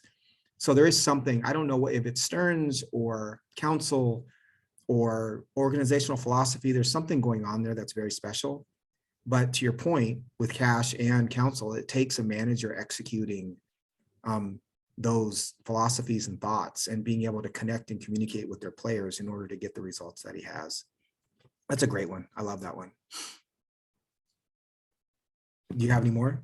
Nope. Council and Cash, those are your guys. I mean, I use Cash because I think Cash, he seems like a cowboy. He's just always like composed. But right. Yeah, Council is the one that again, I just kind of marvel at, like what he must do behind the scenes, because he doesn't have that Johnny Cool look about him in the dugout. He looks nervous and twitchy. He's also not Lou Piniella, right? He's not like swagger. I've seen him get after them a couple of times, but no, he doesn't give him the sweet Lou treatment. Sure. Pinella's the OG. Like Piniella, sure. The OG. He's like son of Billy Martin, just gangster. Last year when Davey was kicked dirt on home plate, yeah. I hadn't seen that in years. Mm-hmm. So I just thought of two more. One that I really admire but didn't come to mind because as the Mariners manager, he pissed me off, was Bob Melvin. Bob Melvin's a great manager, and I think he learned a ton from his time in Seattle. I think if you polled GMs and you gave them the choice of their top 3 managers, I bet you Melvin is a top 3 manager for most GMs in baseball. The other one that's really interesting to me is Dave Roberts, because I don't know how much control he actually has with I don't know either. That team. He's probably, I'm assuming that he's charged with building relationships and making decisions that were mostly calculated by, the front office. And he probably has some wiggle room, but not a ton. But he's obviously done a really great job with the Dodgers, and I think that he's not given the credit that he deserves because of their expenditures and the star players that they have. Yeah. But he's better than You know, when the Stars, look at New York. Right. And they underachieved their talent. Totally. Not just about talent. I agree. I didn't say him because, to your point, I'm not sure. It's just not clear like how much of that is him and how much. But even if he's only executing, Right. he still has to keep everyone engaged and involved. And his positivity, Right. his energy is really great. And I do like him. They call him Doc. I don't know why. On the broadcast, they go down and talk to him, and on the LA, it'll say hi, hey Doc. I didn't know. Is that his? Aldo Roberts. Yeah. That's awesome. I didn't know that was his nickname. Yeah. Do you know he was born in Okinawa, Japan? I knew that he had a mixed heritage and that he had some of the like Asian heritage, but I didn't know that. No. His dad was a Marine stationed in a U.S. Marine stationed in Japan, and met and married his mother, who's Japanese. For me, that's always interesting. I like that stuff. My question for you. He last year when there was like that, he stood up and like tries to raise awareness for like the Pan Am like, violence and things like that. Violence against Asian Americans. He did that, yeah. Mm-hmm. So my question for you is, what's it going to take for us to get the league together for opening day in 2023? What's it going to take? Boy, oh boy. So we live, I think the way our league is spread out, the majority of players are in California and Arizona. We've got 2 in Washington. You're in Pennsylvania. What is the other spread? I think Kim lives on the East Coast somewhere. Okay. Pretty sure. So Patrick's in Indiana. For podcast purposes, we have not gotten together as a group before. The majority of our league I haven't met and in person. And Matt is coming to Walla Walla to watch the opening day weekend with me. And the thought of getting everybody together is something I've always wanted to do. And I think this applies to a lot of fantasy leagues in that unless it's a home league in your city with people that you've essentially just met, leagues don't often get together, but we spend a tremendous amount of time communicating and getting to know one another. And for me, it's a goal to be able to get everyone together at some point in time. So I guess I'm asking for you for like, what would be the place that you would want to all get together and watch a game that's realistic or feasible? Is it watching in Arizona? Is it watching in California? Is it meeting at like our favorite baseball stadium? What would be that dream for you? I would prefer it be something like spring training or something like that, where there's multiple fields and there's more of a casual, not like a game going on where we all like sit in a row. There's an opportunity over a couple handful of days to see different fields, go different places, hit the golf course, grill at night, stuff like that. So 2023 in Arizona for spring training. Yeah, or like the Arizona Fall League or something like that. To me would be more worth, if you're asking me, like more worth the investment, like going than like just going for a game. Because I mean, that would be obviously great to see a game, but I wouldn't get a chance to interact and like talk with a lot of those guys. The person sitting to my left, the person to my right, I would. But I'd also be focused on the game because I can't help it. But so Airbnb in Arizona in 2023 for like rent a house 4 days, culminating in the draft. Yeah. For picks 16, round 16 through 30. Maybe we'll have like a keeper date, like for God's sakes, before March 23rd. I'm sorry, that was my doing because I want as much time to I hope it works out as possible.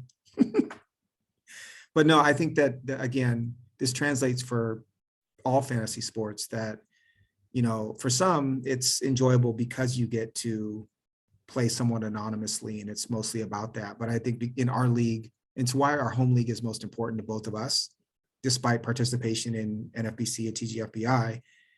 these are people that we have spent a tremendous amount of time communicating with and getting to know, and being able to put a face to a name and a personality to a name, meeting baggies and meeting loaded bowlers and getting to know these guys, going to Mariners games with them. Smurfatrons, like it adds another element of investment. And for me, it's a priority to get to know these guys. This should be I fun. love it. I think it's aspirational and it's worthwhile. Sweet. So on Sunday, we will meet and talk about our SP2 pitchers, starting pitchers 17 through 36, and maybe discuss a few young pitchers as well. Thanks for tuning in. Yep. Okay, Kinley Jansen, please sign somewhere. See you later, but team. not LA, right? I don't care. Just somewhere. Awesome. Bye. Take care, brother.